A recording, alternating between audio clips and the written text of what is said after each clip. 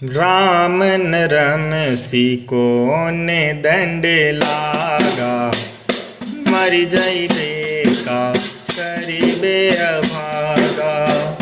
कोई तीरथ कोई मुंडित केसा, पाखंड मंत्र भरम उपदेसा। विद्या विद पढ़ी करे हंकारा, अंत काल मुख पाठ चारा। बहुत सुंदर अर्थ है सदगुरु कबीर साहब की। ये शब्द नंबर 21 का शब्द है।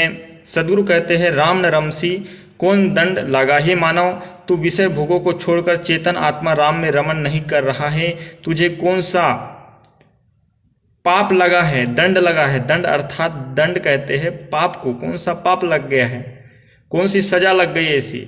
हे अभागे, आज कल में तू तो मर जाएगा। मरी जेबे का करीबे अभागा, पता नहीं कब मर जाएगा, कब मौत का पैगाम आ जाए।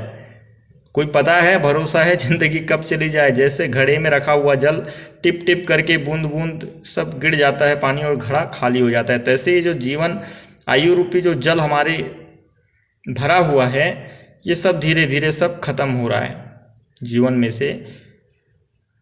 अब जो शेष बचा है कम से कम इसमें ही अपना उद्धार कर लो। सदगुरु कह रहे हैं, कोई तीरथ कोई मुंडित केसा। अब क्या हो रहा है, लोग कल्याण करने के लिए सोचते हैं कि मुक्त होने के लिए कहाँ चले जाएं हम, तीरथ चले जाए, हरिद्वार चले जाए, काशी चले जाए, गया चले जाए तो हमारा उद्धार हो जाएगा। परंतु उद्धार तो आप जहाँ पर हो वहीं हो सकता है। यही बात सदगुरु कबीर साहब बता रहे हैं कि तुमको तीरथ जाने की जरूरत नहीं है। आप घर में ही पवित्रता रखिए, अपने मन को पवित्र कर लीजिए तो घर ही तीरथ हो जाएगा। घर ही में तीरथ बनइबे मंदिर हम काहे को जीवे। तो ये बहुत सुंदर सा भजन भी है, सब संतों ने चेताया है। तो कोई तीरथ कोई मुंडित केसा। अब क्या कर रहे हैं, तीर्थों में जाकर के कौन सा काम कर रहे हैं भाई। मुक्ति वाला तो कोई काम नहीं कर रहे लोग।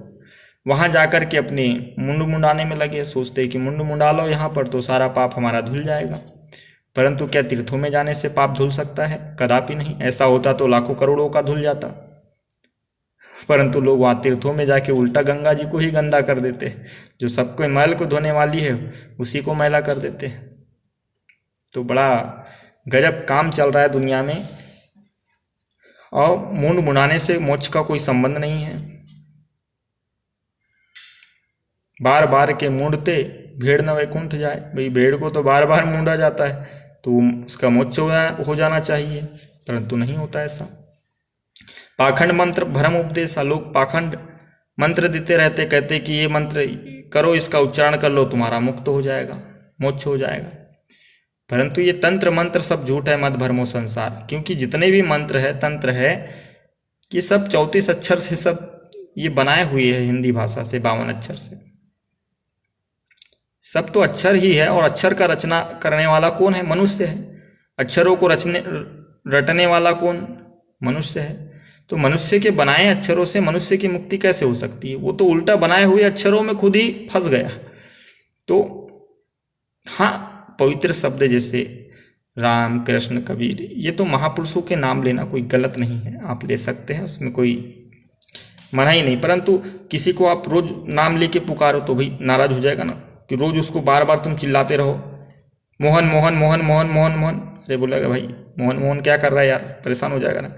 तो नाम लेने का अर्थ है सुबह शाम सदगुरु को, संत को आप याद करें, उनका नाम ले, एक अच्छा है, उनको याद करने के लिए है। परंतु विवेक शून्य होकर के नहीं, विवेकवान होकर के याद करें। तंत्र मंत्र सब झूठ है, मत भरमो संसार। सार शब्द जाने बिना कोई न उतरसी पार। सदगुरु कबीर साहब कहते हैं, तंत्र मंत्र ये सब झूठ होते हैं। झूठे मंत्रों के चक्कर में मत पड़ो, बाबाओं के चक्कर में भी मत पड़ो। पढ़ो तो ऐसे बाबा के चक्कर में पढ़ो जो सब चक्कर आपके मिटा दे।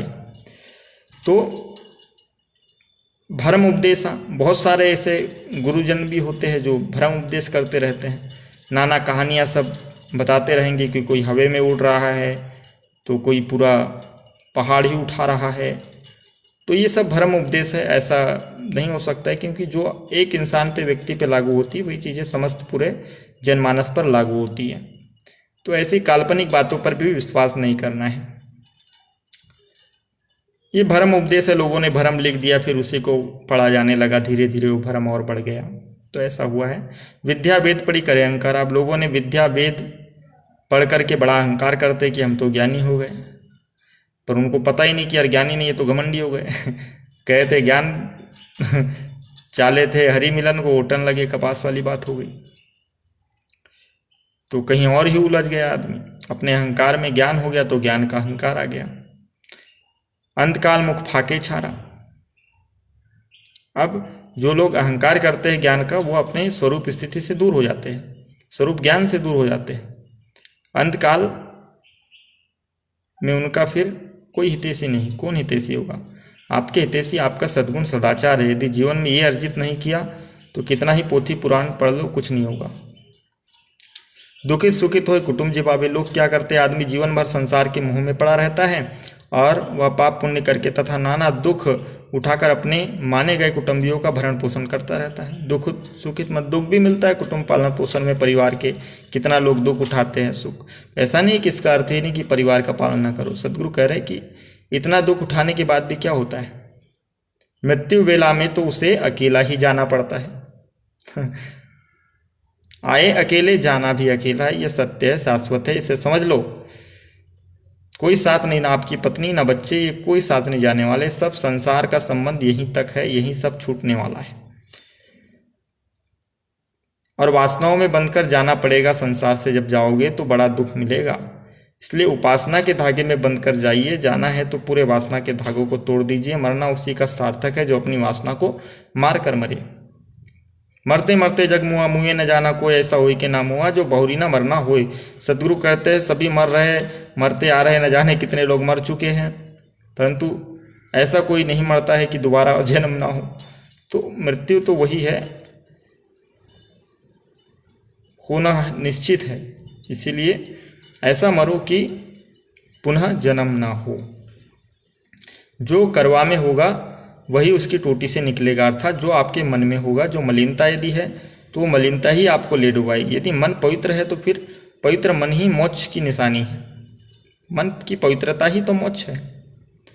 जीवन में जो निर्मलता है वही मोक्ष है। मोक्ष कोई ऐसी अलग से चीज़ नहीं है कि बस पा लिया तो हो गया सब छुटकारा, ऐसा नहीं। पहले समझो तो सही आप कौन हो, और ये जड़ चीज़ें जो तजने वाली है उसको तज देना। अपने से जो पृथक है ताही तजी मुक्ति होए। मुक्ति मुक्ति सब कोई कहे, मुक्ति ने चिन्हे कोई। मुक्ति सब कहते रहते हैं कि हमें मुक्त होना है, मुक्त होना है, मुक्त हो गया, वो मुक्त हो गया, परंतु मुक्ति को कोई वास्तव में चिन्ह समझ नहीं पाता है, जान नहीं पाता है। अपने से जितनी पृथक चीज़ें हैं उनको तज देना, उन चीज़ों का त्याग करना और अपने स्वरूप में स्थिर हो जाना, यही मुक्ति है, यही मोक्ष है। जीवत समझो जीवत बूझो जीवत मुक्ति निवासा, मुझे मुक्ति कहे गुरु लोभी झूठा दे दिलासा। तो आपके जो करवा में होगा वही निकलेगा। अर्थात जैसा आपका आचरण सदाचरण होगा वैसा ही आपका मोक्ष भी होगा।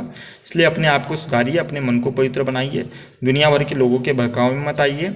अपने जहाँ रह रहे हो घर में वहाँ परस्पर प्रेम से रहिए, प्रेम का वातावरण बनाइए और परहित परोपकार के कार्य कीजिए। राम में रमने का अर्थ है परोपकार, परहित के कार्य करना, अपने कल्याण का कार्य करना।